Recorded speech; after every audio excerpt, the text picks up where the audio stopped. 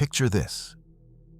You're a guest staying overnight at Windsor Castle, one of the most prestigious honors in the British Commonwealth. It's 3 in the morning when you hear footsteps echoing through the ancient stone corridors outside your room. Against your better judgment, you crack open the door and peer into the dimly lit hallway, expecting to see a security guard making his rounds. Instead, you find yourself staring at a small woman dressed entirely in black Victorian mourning attire, her face pale as moonlight, moving with purpose toward the chambers where Prince Albert once lived. You blink, certain your eyes are playing tricks on you. But when you look again, she's gone, leaving behind only the faint scent of lavender and the unmistakable feeling that you've just witnessed something that defies all logical explanation. Our story begins in 1837, when 18-year-old Princess Alexandrina Victoria ascended to the British throne following the death of her uncle, King William IV. The young queen would soon transform from a sheltered princess into the ruler of the largest empire in history. But it was her marriage to Prince Albert of Saxe-Coburg and Gotha that would define both her life and her eternal afterlife.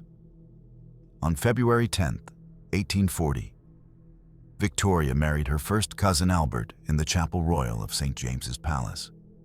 What began as a political arrangement quickly blossomed into one of history's most passionate royal love affairs. Albert, with his serious demeanor and dedication to intellectual pursuits, became not merely Victoria's husband, but her closest advisor, her moral compass, and the beating heart of her existence. Contemporary accounts describe their relationship as unusually intimate for royalty of that era, with Victoria writing in her journal that Albert was perfection in every way, and that she could live for him alone.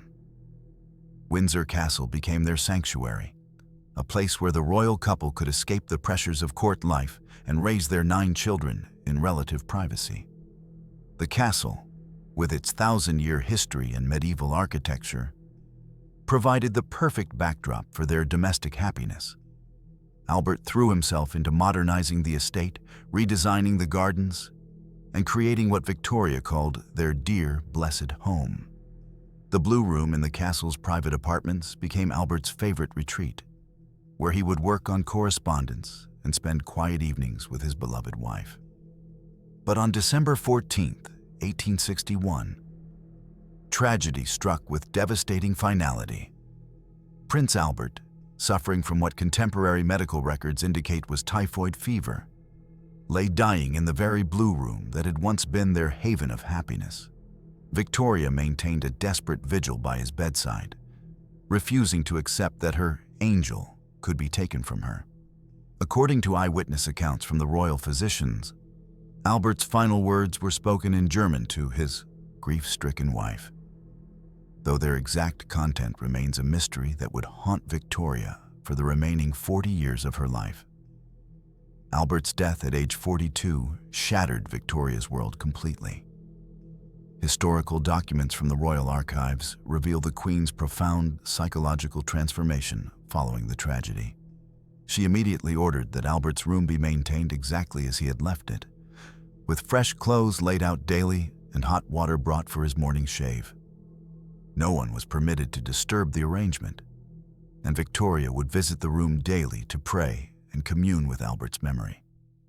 She adopted perpetual mourning, wearing black for the remainder of her reign and earning the nickname the Widow of Windsor. What happened next would change everything. Victoria's grief transcended normal mourning and became an obsession that consumed her very soul. She commissioned elaborate memorials, consulted spiritualists, and even held seances within Windsor Castle's walls, desperately attempting to contact Albert's spirit. Contemporary servants reported that the Queen would speak aloud to empty chairs, as if Albert were present, and would become violently upset if anyone suggested he was truly gone. The Queen's behavior became so concerning that government officials worried about her mental stability and her ability to rule the empire. The first documented supernatural encounter occurred in 1872, 11 years after Albert's tragic death. Mrs. Eleanor Ashworth, head housekeeper at Windsor Castle, provided detailed testimony to the royal household regarding a series of inexplicable events that had begun to disturb the castle staff. According to Mrs. Ashworth's official report, the phenomena began with subtle disturbances in the Blue Room where Prince Albert had died. The temperature in that chamber would drop without warning, she testified, creating a bone-chilling cold that seemed to emanate from the very walls themselves. Staff members complained of an oppressive atmosphere when cleaning the room, describing an overwhelming sense of melancholy that would bring them to tears without explanation. Mrs. Ashworth documented that the Queen's daily ritual of visiting Albert's room had become increasingly unsettling. Her Majesty would enter the Blue Room at precisely 3 o'clock each afternoon, she recorded, and we could hear her speaking in animated conversation, though she was quite alone. On multiple occasions, servants reported hearing 2 distinct voices emanating from the room. Victoria's familiar tones and a deeper, masculine voice that seemed to respond to her words. The phenomena escalated when objects in Albert's room began moving without human intervention. Fresh flowers, placed daily according to Victoria's instructions, would be found rearranged in specific patterns that held meaning only to the royal couple. Albert's favorite books would be discovered open to particular passages that Victoria had never touched, and his personal effects would be found in different positions despite explicit orders that nothing be disturbed. Mrs. Ashworth's most chilling account described an incident that occurred during the winter of 1873. I was supervising the evening cleaning when suddenly every door along the corridor began opening and closing in sequence, she testified. The sound echoed through the castle like ghostly applause, and the temperature dropped so dramatically that our breath became visible in the air. The phenomenon lasted exactly 11 minutes, the same duration as Albert's final conscious moments before his death. The supernatural activity appeared to center around Victoria's presence, intensifying whenever she visited Albert's room or walked the corridors they had once shared. Staff members reported that footsteps could be heard accompanying the Queen during her solitary walks, though she was clearly alone. The castle's dogs would follow something invisible down the hallways, their tails wagging and eyes focused on empty space, as if greeting a beloved master who could no longer be seen. By 1880, nearly 2 decades after Albert's death, the supernatural manifestations at Windsor Castle had intensified dramatically. Sir Henry Ponsonby, Victoria's private secretary, documented increasingly disturbing phenomena in his confidential correspondence with government officials. The most significant escalation occurred during a state dinner in March 1881. Lady Catherine Pemberton, wife of the German ambassador, provided sworn testimony about an encounter that would become legendary within royal circles. During the formal dinner, Her Majesty suddenly stood and curtsied to an empty chair beside her, Lady Pemberton recalled. She then began speaking in German to the vacant seat, her face illuminated with such joy that it was both beautiful and terrifying to witness. According to multiple witnesses present that evening, the temperature in the dining hall plummeted while Victoria conversed with the invisible presence. Candles flickered despite the absence of any draft, and several guests reported feeling an overwhelming sense of being watched by benevolent but unseen eyes. Most remarkably, the servants later discovered that 2 place settings had been used, though only Victoria had been seated in that section of the table. Sir Henry documented an even more dramatic encounter in his private journal, describing an incident that occurred during the autumn of 1882. I was summoned to attend Her Majesty in the Blue Room at an unseemly hour, he wrote. Upon entering, I found the Queen engaged in animated conversation with someone I could not see. Most remarkably, I could distinctly hear responses to her questions. A man's voice, speaking with a familiar accent of Prince Albert, though the room appeared empty. The private secretary's account continued with chilling detail. The Queen's face was radiant with happiness, more joyful than I had seen her since the prince's death 21 years prior. She gestured to an empty chair and said, "Sir Henry, surely you can see him. Albert is here with us, just as he always promised he would be." When I confessed I could see nothing, her expression changed to one of profound pity, as if I were the one afflicted with blindness. Other members of the royal household began reporting similar phenomena throughout the 1880s. The Reverend Gerald Wellesley, Dean of Windsor, testified to church authorities about supernatural occurrences during Victoria's private prayer sessions in St. George's Chapel. Her Majesty would kneel alone at the altar, but I could distinctly hear two voices reciting prayers in perfect harmony, he documented.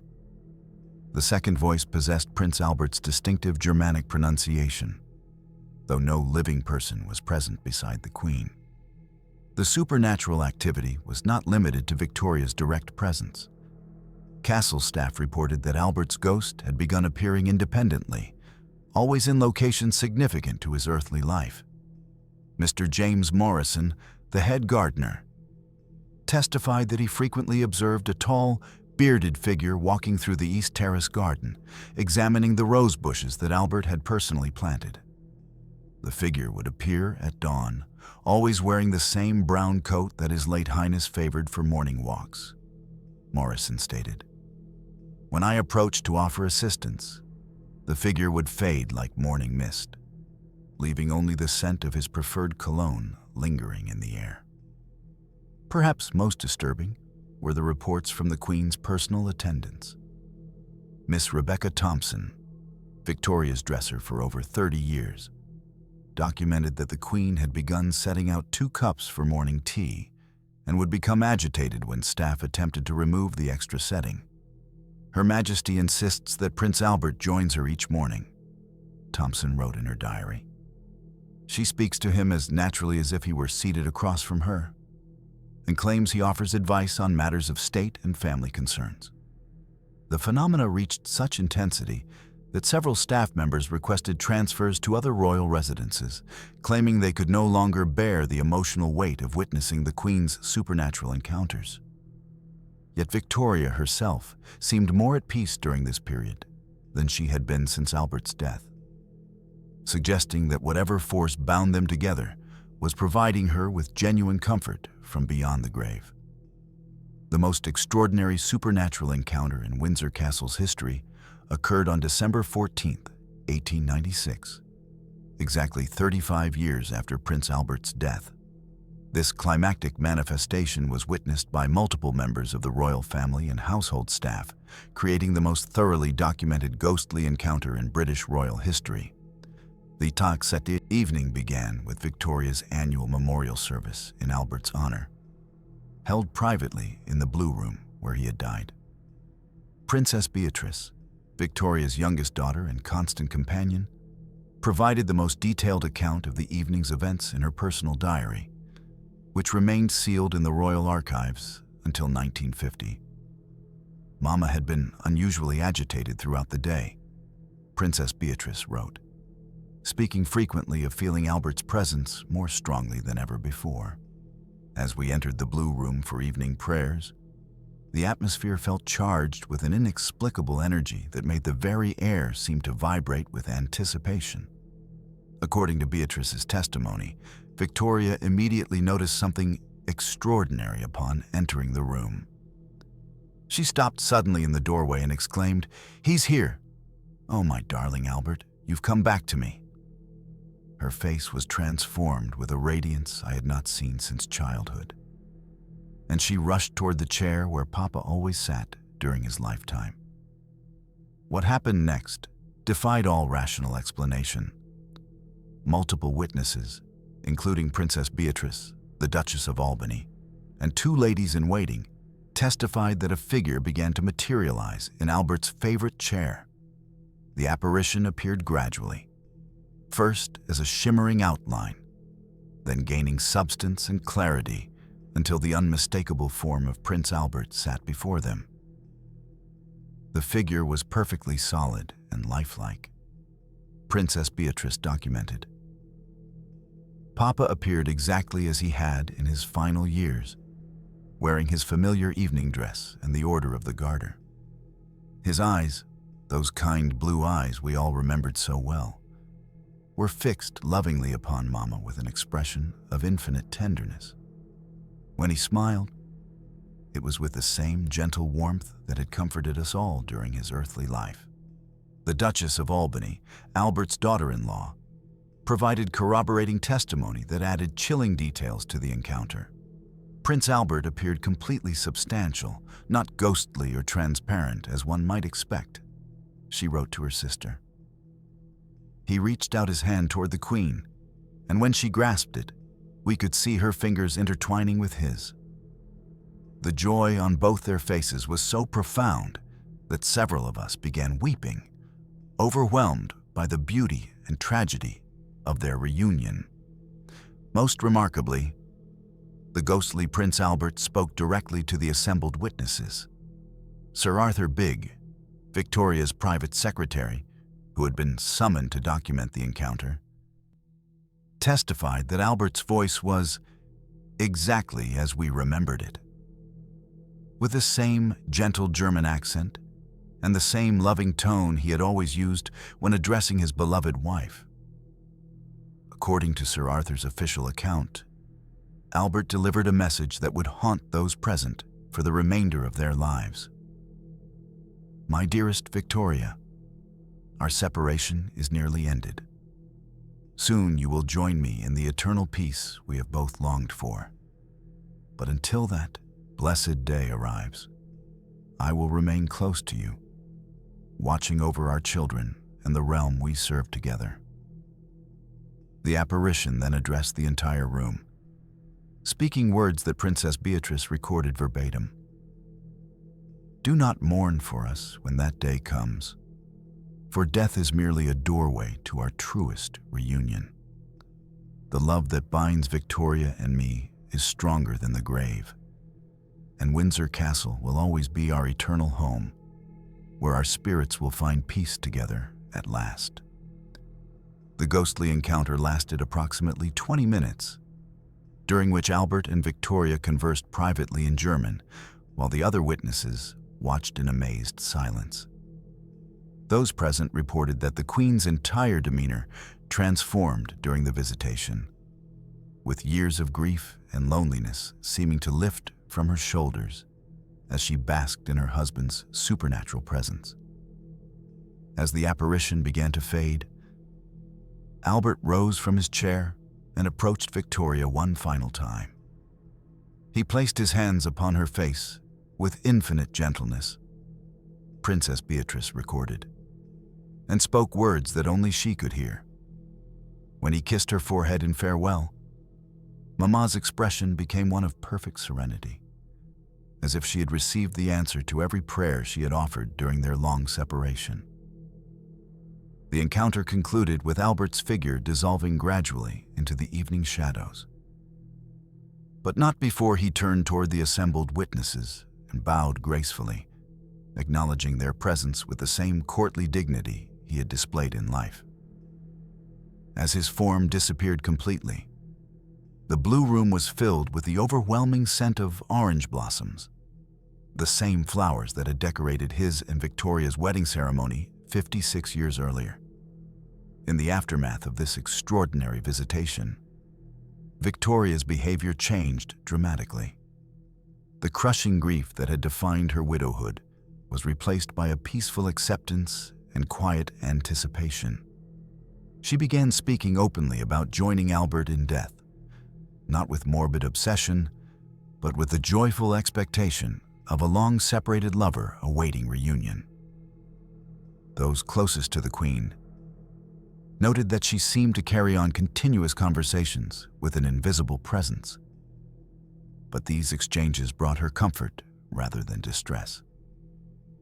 The supernatural legacy of Queen Victoria and Prince Albert continues to manifest at Windsor Castle well into the 21st century, with contemporary witnesses reporting encounters that mirror the historical accounts documented over 100 years ago. During recent renovation work at Windsor Castle, construction workers claimed to have seen the ghost of Queen Victoria, waving her arms wildly and moaning loudly, particularly when work threatened to disturb areas associated with Prince Albert's memory. These modern sightings follow the same pattern established in Victoria's lifetime, with the Queen's spirit appearing most agitated when changes are made to locations she shared with her beloved husband.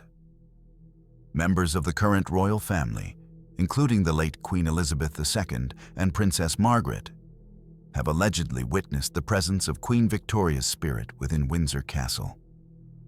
These encounters typically occur in the private apartments and corridors where Victoria spent her final decades mourning Albert's loss.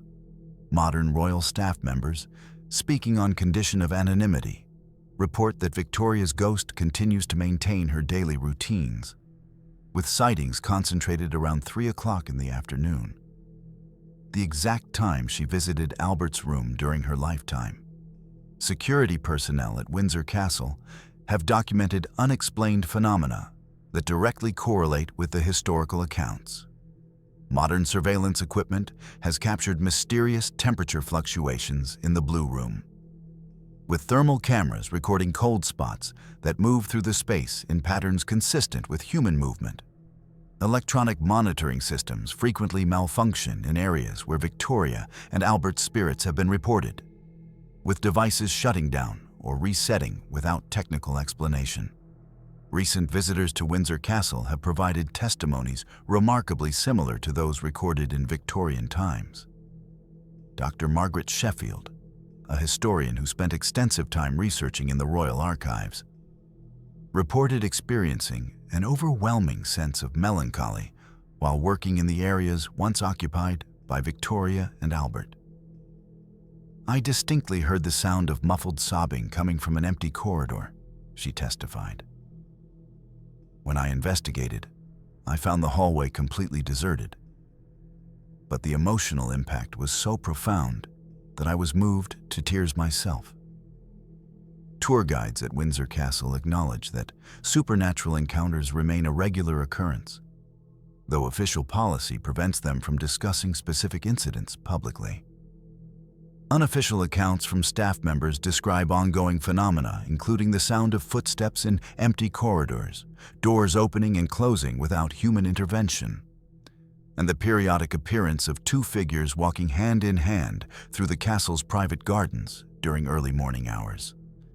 During the COVID-19 pandemic, when Queen Elizabeth II made Windsor Castle her permanent residence, she had to share the ancient fortress with at least 25 documented ghosts, including the persistent spirits of Victoria and Albert.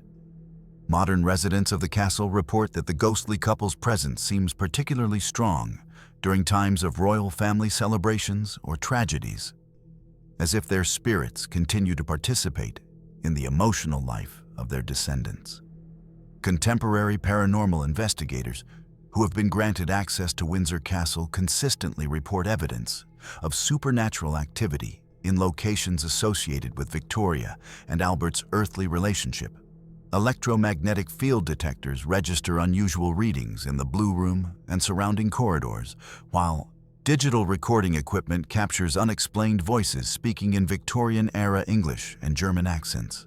The ghost story of Queen Victoria and Prince Albert transcends mere supernatural folklore to become a profound meditation on the eternal power of love itself. What keeps Victoria's spirit bound to Windsor Castle is not unfinished business in the traditional sense, but rather the completion of a love story that death could not end.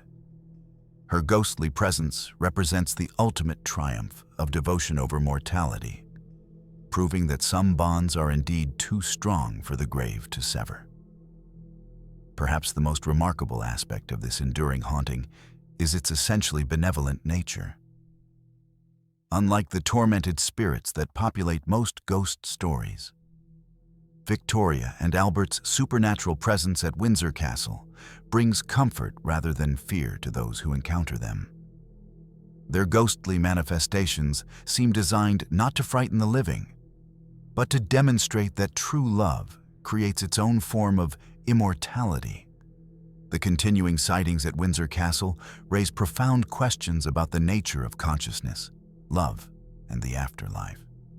What does it mean that Britain's most powerful queen chose to spend eternity not in celestial glory, but in the earthly castle where she found her greatest happiness?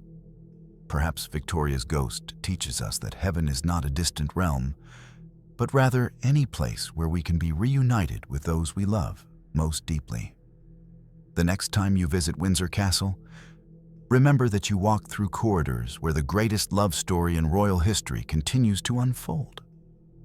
Behind the ancient stones and beneath the tourist attractions lies a truth both beautiful and haunting. Queen Victoria and Prince Albert found a way to transform their earthly palace into their eternal home, proving that love, once kindled in its purest form, burns forever beyond the boundaries of life and death.